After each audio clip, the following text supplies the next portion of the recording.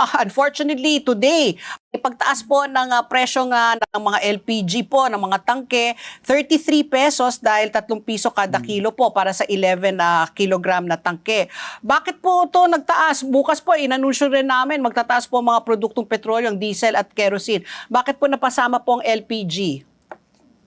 Opo, ang LPG naman po kasi ang dahilan ng pagtataas dahil po doon sa ibinalik na po ng gobyerno yung excise tax na 3 piso, Okay. which is sinuspend po kasi ito last April. Oo. At yun pong 3 buwan na ibinigay po ng batas sa Department of Energy to suspend yung collection ng excise tax sa Bureau of Customs Oo. ay mag-expire na po last week, which is July 8 ay nag-umpisa na po silang maningil.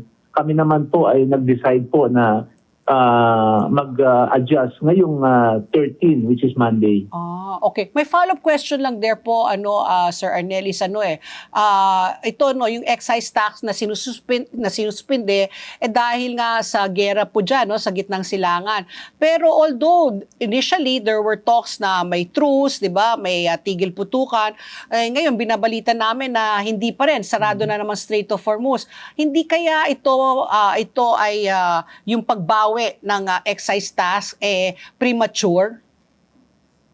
Well, ang issue po naman kasi yun kung batas na 3 buwan na ibinigay ay mag-expire na po. Nag-expire na po. Oo. Kaya po yun yung issue kung bakit po talagang tali ang kamay ng gobyerno na kailangan na nilang ibalik yung excise tax. Maliban po doon, ang basis po kasi ng batas ay yung tinatawag nilang threshold amount, which is the $80 per barrel. Oo.